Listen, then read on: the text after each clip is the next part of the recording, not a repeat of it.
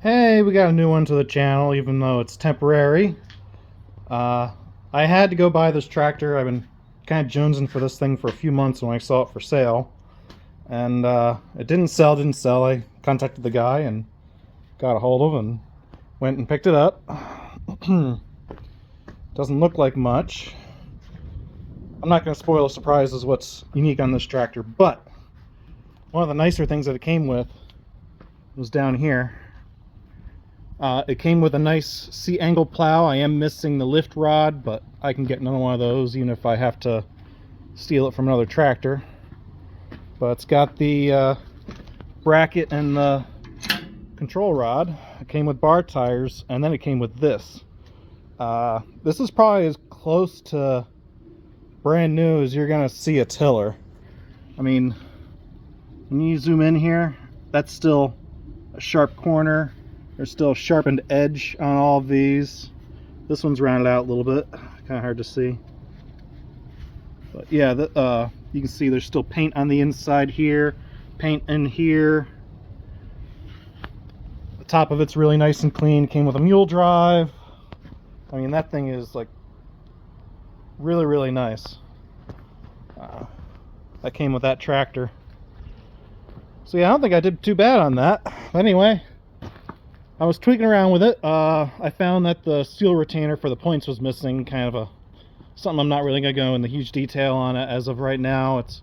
I put the seal retainer on there and gap the points and replaced the fuel line and fuel filter. There wasn't really anything in the carburetor that was kind of throwing any red flags to me. I got the air filter off of it so I could put some helper fuel down the intake, and I was lucky enough that it had all the parts for the air filter. The air filter is junk, but not too worried about that, and it's not leaking fuel, so that's nice to know. And believe it or not, the battery it came with actually took a charge. The battery is from 223, so it's a little over 2 years old. And it doesn't have much compression when you try to turn the engine over. Seat holds pretty good. No issues with the locks on it. I need two hands to get it up, though. Give me a second. Now the beveled gearbox doesn't have any excessive in or out or rotational play. PTO's working on it. That's in good shape. Spring's still in here, not broken. We are missing the parts on here, but it did come with the fan and the shroud and the pulley. I'm missing the bolts, but I can replace that. And the muffler has a hole in it, but I have a replacement muffler out in my shed. This came with it, but I'm not exactly sure what it's for. Not too concerned with that. And it came with another spare carburetor and a belt and a couple other goodies. But it's got some issues. I can't spin the blades because there's actually a loose blade under here. I gotta fix that. That's not the spindle, that's just the bolts are loose on it, I'm pretty sure. Yeah. I can probably take that bolt out by hand. PTO is wrong. It did come with the correct PTO for it, which is a nice plus. I will have to replace the belt. And believe it or not, it does run. So let's see what we got. We have a key here. We got some choke. I'll give it a little throttle. And it's probably going to be cold-blooded.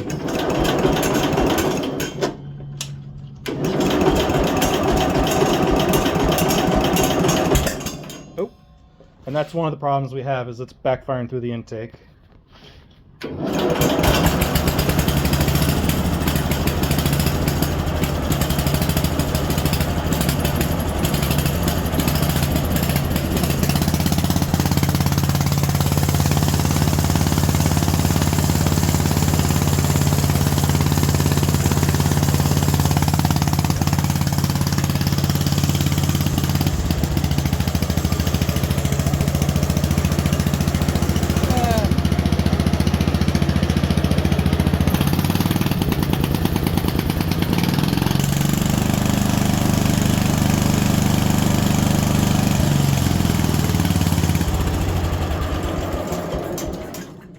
So it's got some issues. Matter of fact, I think I saw it might have had a head gasket leak in here, because I saw a puff of smoke here in here, but it could have been junk from the blower cover. But when you run this thing for 6 or 7 minutes or so, this starts to glow red hot, and it starts to fall on its face. So let me warm it up a little bit, and I'll show you what it does when it gets hot. So.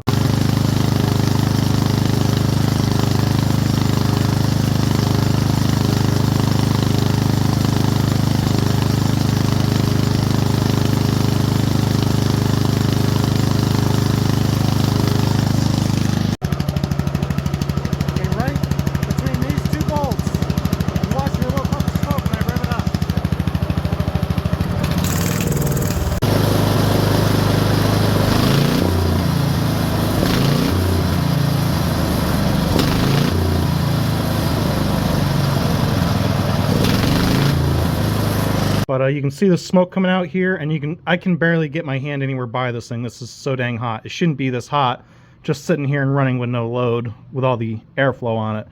So another thing is, if I cover up this intake, it doesn't even choke the engine out for air. There's like no airflow through the carburetor whatsoever. So this low speed screw is turned out quite a long ways, and even the high speed's turned out. Probably because it's sucking air in here and causes it to run really lean and really hot. So while we're waiting for all that to cool down, I'm going to take the carburetor off, and we're going to take a look at the valve lash, which, considering I'm seeing smoke over here, I'm going to guess the valve lash probably is not bad. But we'll check it anyway, just so we know it's good. Because we're going to have the head off anyway. If we need to adjust the valve, we can do it while we're in there. And we need to adjust the governor a little bit. It's a little bit slow when you rev it up. Sorry about the noise on the video, but yeah, we'll get this thing straightened out. We got to figure out why it's backfiring when it gets hot, running hot to the point where the exhaust is glowing red, and the low speed is very lethargic and wants to fall on its face when it's running at low speeds. Probably because it's not getting the airflow through the carburetor like it is up here. Okay, first thing I did is I undid the bolt here for the throttle cable so I can get that out of my way, preferably without melting it. And I loosened up all the exhaust bolts. There was one that was not one to come loose. I just tapped it pretty good with a hammer, like really good with a hammer, and then it started to turn a little bit. I had to rock it back and forth without forcing it and snapping it. These bolts aren't very big, so I had to work it back and forth until it finally decided to come out. And it's easiest to get these head bolts now while everything's all nice and hot, versus letting it cool, and then it would probably fight you a little bit more. So just a little tip there. So yeah, all the head bolts are cracked loose. And to get this carburetor off, I just turn the fuel off, and I'm going to undo these 2 bolts. Just take this all off as one assembly so I don't have to disassemble all of that stuff. Okay, now as for this piece, you just got to pull it out, and you can rock it forward, and you can unhook your rod from right there. And that can come out. And I already noticed that this gasket's probably never been changed. It was paper thin and breaking apart behind. Okay, your wiring might vary depending on your generation, because this has a starter generator on it. The Bendix starter ones are probably going to be easier, but I unhooked my ground, I unhooked my one belt tensioner assembly, and I unhooked these 2 bolts.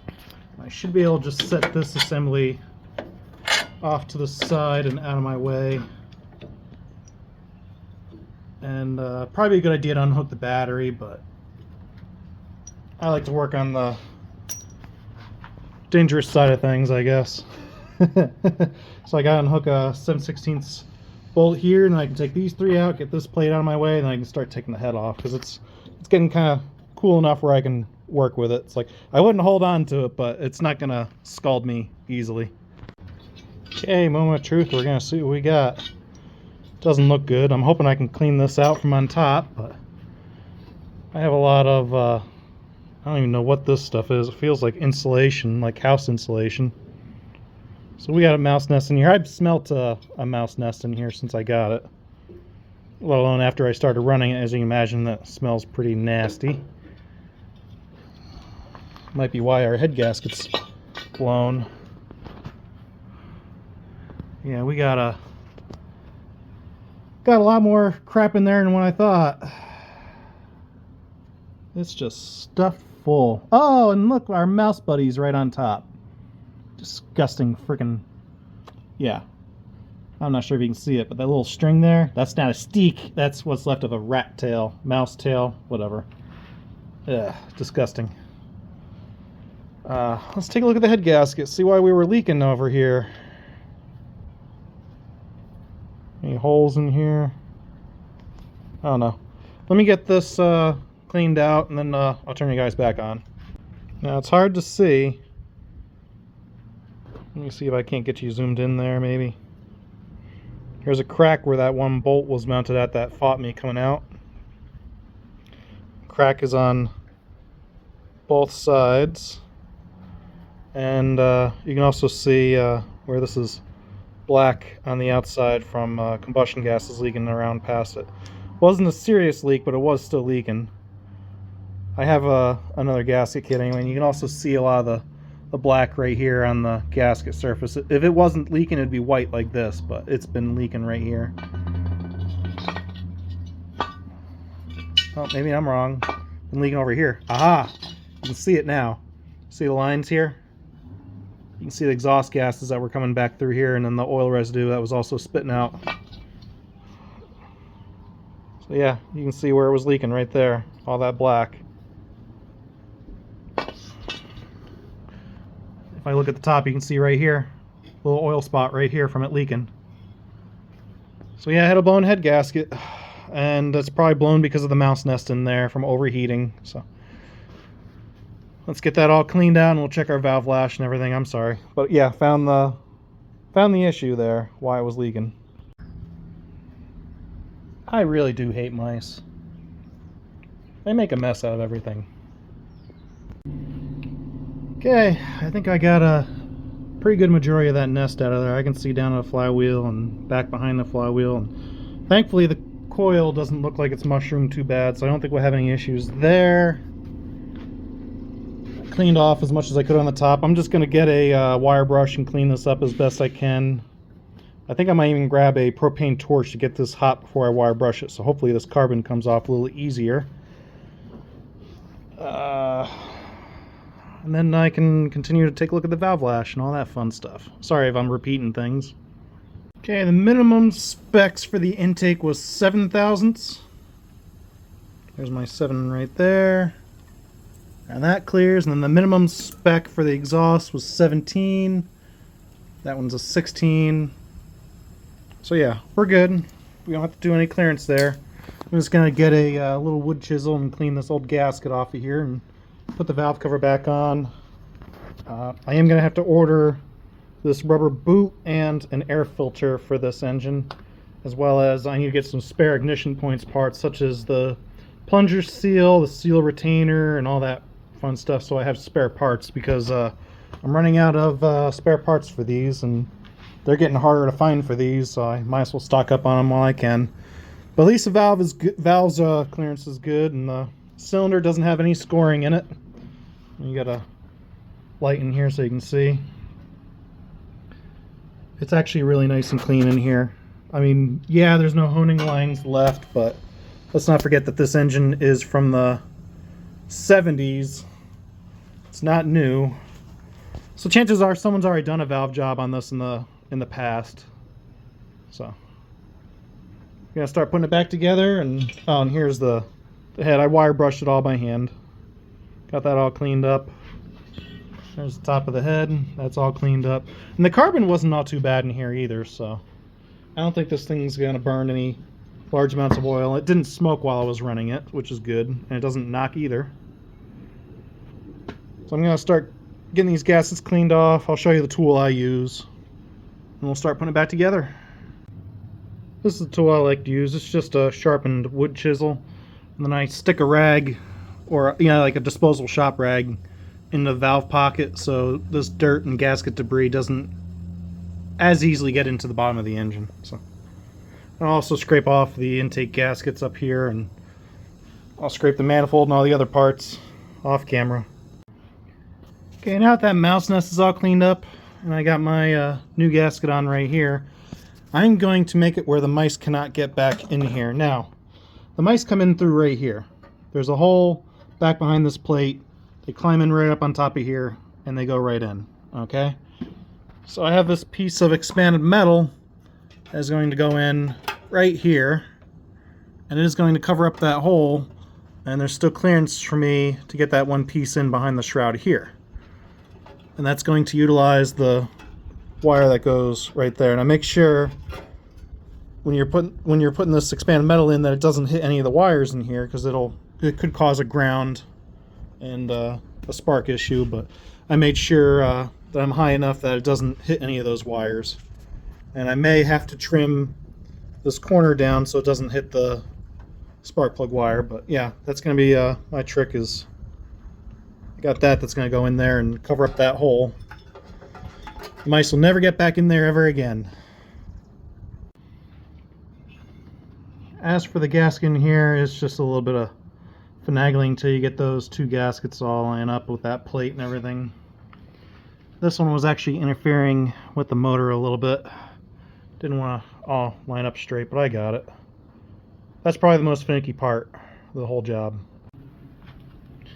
Just for future reference, you can see how the one governor spring is slid through that bracket in the back. I don't know if you can see that. And that's all the way on the inside. Governor rod hooks into the end of that and into the carburetor. I don't think it really matters, but there's one wire on the inside and one wire on the outside of that throttle linkage. I gotta get a new one of these. This was already cracked when I started working on it, and I bumped it and it broke the rest of the way off. The carb gaskets replaced, as well as the two manifold gaskets are replaced. I opened up the intake valve and I blew compressed air through here to make sure there was no dirt debris that would have fallen in there while I was working on it.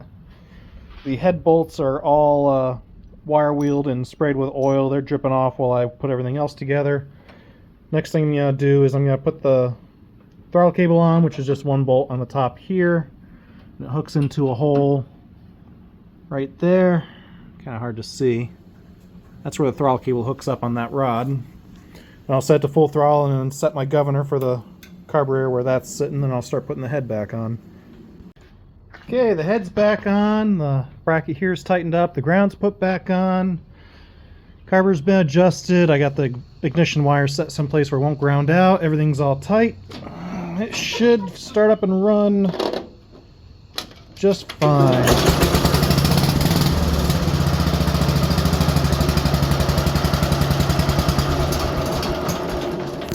I'm going to tune this off camera and then we'll let it run for a while and make sure it doesn't get hot again.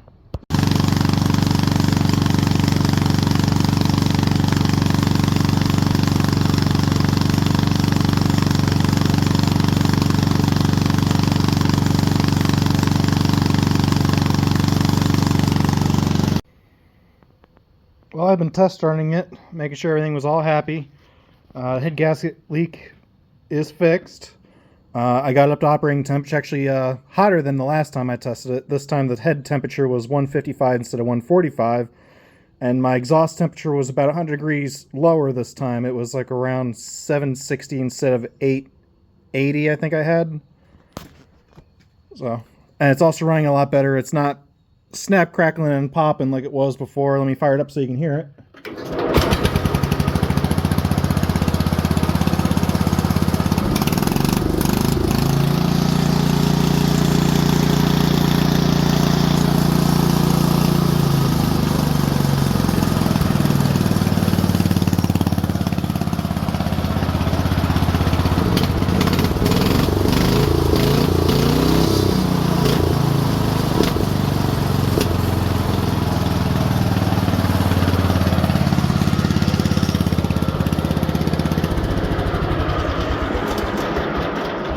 So I'm going to say that engine's fixed, with the exception of I have the insulator coming in the mail, as well as the proper air filter for this coming in the mail. I don't think I need to do that on camera. You get the idea. So that's fixed and happy. Belt's fine. So I'm going to move on to fixing the tractor now. So I hope you liked that video. If you did, make sure you give me a thumbs up. And as always, thanks for watching. Have a good day. And I'll see you on the next one.